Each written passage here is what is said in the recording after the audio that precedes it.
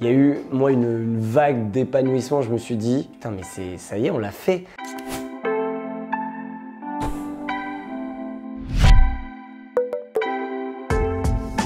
Ce qui a fait notre succès chez Kimono, c'est d'avoir créé notre propre catégorie design, qui est culture designer. Notre métier, c'est de faire rayonner la culture des boîtes. On est les seuls à avoir créé l'industrie entre guillemets de la culture avec différentes verticales. Et c'est ça qui a fait notre succès. Kimono était ma 5e boîte. Je quittais ma dernière industrie. Et à l'époque, je me disais, bah, qu'est-ce que je fais? J'étais en mode, ok, what's next? Je suis toujours chaud. Et comment ça s'est fait? Comme beaucoup de choses, c'est une rencontre. On croit toujours que c'est en restant assis sur une table et qu'on va trouver soit l'idée, soit son associé, qu'il faut surréfléchir. Et en vrai, il faut juste vivre. Avoir le mindset d'opportunité, d'être créatif et ouvert à la rencontre. Et en vrai, normalement, tout se dessine. Il faut parfois un peu le provoquer. Moi, c'est une rencontre avec The Family, donc accélérateur de start-up depuis 10 ans maintenant. Et c'est une rencontre avec la CEO de The Family, les équipes, un autre associé qui était du monde du textile. Et cette rencontre, et on a discuté à la base, non pas pour créer une boîte ensemble, pour parler d'entrepreneuriat. Et à l'issue de cette discussion est venue l'idée de Kimono. Le constat de l'époque, c'était de se dire la culture d'une boîte, c'est ultra clé. C'est important pour attirer ses talents, garder ses talents. Tous les dirigeants l'ont compris, mais personne ne sait comment l'appliquer. Il y en a qui vont penser que c'est bullshit, d'autres qui vont dire ouais, c'est pas pour nous. Alors qu'en vrai, et 5 ans après, parce qu'aujourd'hui on a 5 ans, on le voit, tout le monde a compris et tout le monde le fait parce que c'est ce qui dirige une entreprise. C'est la stratégie de la boîte. On dit souvent, il n'y a pas qu'un bon produit ou un bon service, il y a une bonne équipe. Qui donne le ton et qui est aligné autour d'une même vision. Tout ça pour dire comment ça s'est fait, donc on part de ce constat. On essaye nous-mêmes de définir c'est quoi la culture. Ça peut être la manière dont tu te représentes, la manière dont tu communiques, comment est ton environnement de travail, etc., etc. Et on y vient au sujet du textile personnalisé, parce que j'avais déjà une expérience là-dedans, qu'on avait identifié du coup un associé qui était expert et qu'on avait identifié un besoin sur le marché, à savoir les produits personnalisés sont nuls, mauvais, moches, avec un mauvais service et en plus pas très responsables, alors que la demande était en train d'exploser sur ce besoin de sentiment d'appartenance, d'identité, d'avoir des beaux produits. Et donc nous, on a dépoussiéré tout ça et créé donc Kimono avec une première verticale dans l'idée de faire donc les meilleurs vêtements personnalisés pour les entreprises, avec forcément un côté responsable et local.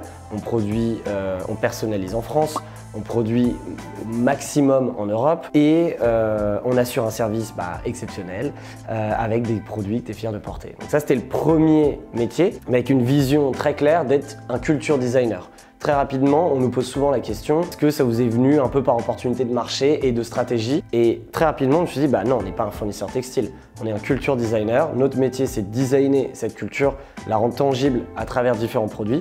Et le premier a été les vêtements. Ensuite, on en a plein d'autres. Donc avec cette vision de culture designer, donc métier, le but c'est de designer la culture des boîtes. On a commencé par un premier produit, faire des vêtements et des objets personnalisés. Donc ça, c'est le premier métier, on habille la culture. Deuxième métier, c'est l'environnement de travail. On a fait une offre d'aménagement d'espace de bureau, d'office design. Donc là, après avoir habillé les équipes, on habille les murs. Donc toujours dans cette dimension culture. Troisième métier, c'est une branche de conseil. Donc en fait, on s'est rendu compte qu'avec ce discours de culture designer, cette expertise, on était appelé par plein de dirigeants ou plein d'équipes en mode SOS, aidez-nous, j'ai un turnover monstre, je ne sais pas comment l'appliquer, etc. Donc on a développé une méthodologie sur comment, écrire ta culture, la transmettre et la développer. Peu importe à ton stade de la boîte, que tu sois en création d'entreprise, que la boîte soit en complète hyper croissance, vous êtes 400, 500 ou même des grands groupes. On a vraiment développé une méthodologie qui permet de rendre tangible cette culture et qui est capable de la mesurer, donc tu peux scanner ta culture, donc ça c'est la partie conseil. Et la dernière en date qui a fêté ses 1 an hier, c'est Kimono Life et c'est la partie événementielle. Post-Covid, on a besoin de se retrouver, on a besoin de recréer de l'humain dans notre culture. Donc c'est toute la partie événementielle, organisation de séminaires, team building, etc. Et ces 4 offres marchent ensemble. Il faut savoir que nos clients historiques aujourd'hui sont passés presque par toutes les offres, qu'on nous appelle aujourd'hui pour utiliser toutes les offres. Et voilà, donc il y a un cross-sell permanent, mais surtout il y a une logique et on gagne des appels d'offres sur des métiers où on est nouveau comme l'événementiel face à des agences qui sont là depuis 20 ans parce qu'on a cette dimension culture, qu'on les connaît et qu'on approche l'événementiel autrement. Et en fait, c'est toujours ça le sujet et on va lancer plein d'autres verticales business autour de la culture. C'est vrai que même mes associés, à l'époque, je leur dis non, mais on n'est pas des fournisseurs textiles, on est des culture designers et on va designer la culture et vous verrez, on fera plein de choses dans la culture. Ils m'ont dit, on te suit. J'ai eu des associés, j'ai des associés incroyables qui m'ont fait confiance et qui m'ont dit je sais pas si c'est la meilleure des stratégies, mais on te fait confiance. Et du coup, le fait d'avoir reçu la confiance des associés, je me suis dit, bah ok, je vais tester à all-in, 100%. Et du coup, bah, on a prouvé que ça a fonctionné et du coup, j'ai pu me mettre à fond là-dedans. Mais du coup, l'obstacle, c'était vraiment, au tout début, comme on en parlait vachement, alors c'était bizarre, on vendait des vêtements et on avait ce discours, la culture c'est important, etc. C'était nouveau et c'était jamais arrivé. Et du coup, je commençais à faire des conférences là-dessus, je commençais à faire des interviews, des podcasts, vraiment dès le début, dès les 6 premiers mois, la première année. Et du coup, ça a interloqué un peu tout le monde et il y en a plein qui me disaient bah ok, c'est génial d'avoir ce discours par rapport aux vêtements. Et en fait, le premier obstacle, vraiment, c'était au bout de 2 ans qu'on a lancé la deuxième verticale. Parce que, on va dire, tout le monde pouvait entendre, ouais, culture, vêtements, on comprend, c'est dit un peu plus joliment, etc. Mais ils ne comprenaient pas que j'étais sérieux qu'on allait lancer d'autres verticales. Non, on est vraiment des culture designers, hein, c'est pas juste du marketing. Et donc, on a lancé notre offre d'office design. Et là, il y a eu un peu de pression parce que on va montrer à tout le monde, où on était en plus au top de notre image, etc., qu'on fait autre chose. Donc, soit on va nous dire, non mais vous êtes débiles pour vous faire ça, ça n'a aucun sens. Ou à l'inverse, c'est trop bien, vous êtes des génies. Et du coup, on a chiadé une communication de fou pour lancer cette offre. Pour comprendre la logique, bah, du coup on avait ce discours de culture. On l'a lancé, moi c'est vrai que j'avais une petite pression de comment ça allait être perçu. Et au final, ça a été extrêmement bien perçu. Tout le monde a dit, bah en fait c'est logique, pourquoi vous ne l'avez pas fait avant? Et ça je me suis dit, bah ok, mais magnifique, parce que on a réussi à ce niveau-là, parce que techniquement c'est 2 métiers différents.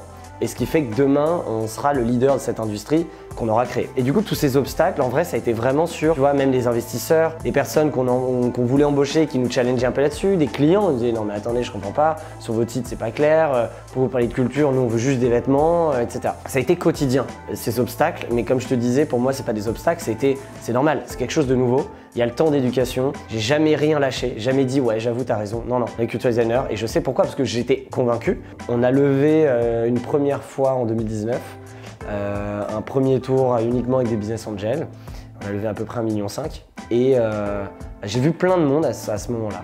Et j'ai vu beaucoup d'investisseurs et dont un qui m'avait marqué, où il m'avait dit vraiment qu'on faisait fausse route complète, qu'il fallait rester focus sur son business textile, être le leader du textile personnalisé. Et en fait, je lui ai dit, mais en fait, t'as rien compris. Soit je parle dans le vent, soit t'as pas compris ce qu'on essaie de te dire. C'est qu'on a une vision, c'est de faire rayonner la culture des boîtes, qu'on commence par les habiller et que demain, on va faire plein de choses. Et donc, ça revenait souvent. J'ai eu plein d'investisseurs qui me disaient, ouais, vous pivotez, c'est pas bon, vous dispersez, on me l'a dit tout le temps.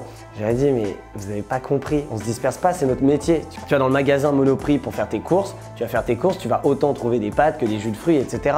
Sauf que tu vas chez Monoprix pour une raison, ou tu vas chez Franprix pour une autre raison. Bah, tu vas chez Kimono pour acheter, entre guillemets, de la culture, et bah, tu vas trouver rayon vêtements, rayon bureau, rayon blabla, et tu fais tes courses. Et c'est comme ça qu'il faut nous voir, c'est un peu le one-stop shop comme on dit. Et du coup, moi, ça m'avait marqué à ce moment-là parce que moi, en fait, à chaque fois qu'on me disait ça, je me disais, mais ça me donnait encore plus de force. Parce que je me disais, mais je vais prouver par A plus B qu'on va réussir et on va le faire. On est en train de le prouver et sur ces 5 prochaines années, on va tout dérouler en tant qu'expert et bah, j'espère qu'ils regarderont ces interviews ou autres et de se dire, bah, il avait raison. Un entrepreneur qui a une vision, si elle est cohérente, il faut suivre, il faut être convaincu à 100% et en vrai, on l'est jamais. On est à 99,999 au max. Parce qu'en fait, quand on te le dit plusieurs fois et tu te confrontes à des obstacles, forcément, ça te pose la question et tu rentres chez toi et tu te dis est-ce qu'il a peut-être raison ou pas? Et du coup, ce qui est bien, c'est que de se poser cette question, va te remettre dans le droit chemin en disant non mais pas du tout, moi je suis sûr de mon truc et ça. Et donc du coup ça te auto-convainc. Mais c'est vrai qu'il faut l'être convaincu parce que sinon, au moindre truc qu'on te dit, ah ouais j'avoue, il a raison, j'ai testé ça. Et du coup ça perd l'authenticité, ça perd du contenu, du corps et il faut rester focus. En gros le déclic du marché qui a validé notre vision, etc. Ça a été un peu le Covid aussi. Puisqu'on est passé, tout le monde pensait, alors nous on était convaincus, mais tout le monde pensait qu'on était un nice to have. Alors on a toujours dit qu'on était un nice to have, mais le Covid, on nous a dit ouais mais non mais vous, c'est les budgets marketing, ça saute, c'est fini pour vous, etc. Au final, ça a été les premiers investissements. Nous on a fait une année 2020 incroyable, puisque quand tout va mal, le dernier truc qui te reste, c'est la culture. Et du coup, dès le déconfinement, mais même pendant le confinement, on a bossé comme des dingues et on a fait une année de fou parce qu'en fait, c'est un investissement clé pour la boîte et stratégique. Et donc du coup, ça a été un premier déclic où je me suis dit, si on a passé ça, c'est que là derrière, on est invincible, c'est le mot. Donc ça a été ça. Et en vrai, le déclic ultime, ça a été 2021, donc l'année dernière, où la moitié des demandes sur le site étaient « Bonjour, comme vous êtes expert en culture, on a besoin de vous pour nos événements, nos bureaux, nos vêtements. » Et que c'est la première fois où ça y est, nos clients ne nous appelaient pas juste pour un produit et qu'après on allait leur proposer le reste.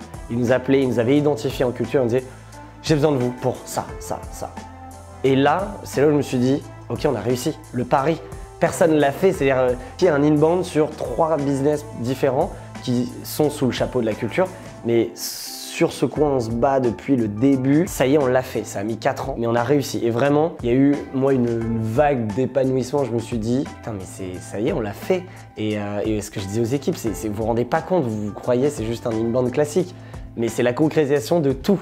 Et du coup, ça m'a amené en mode, bah ça y est, on a fini notre POC. Ça y est, le POC est fini et maintenant, il y a un boulevard qui nous attend et on va y aller à 200%. Donc c'est pour ça que j'ai toujours ce sentiment qu'on est encore au tout début et qu'on va prendre ce marché comme il faut.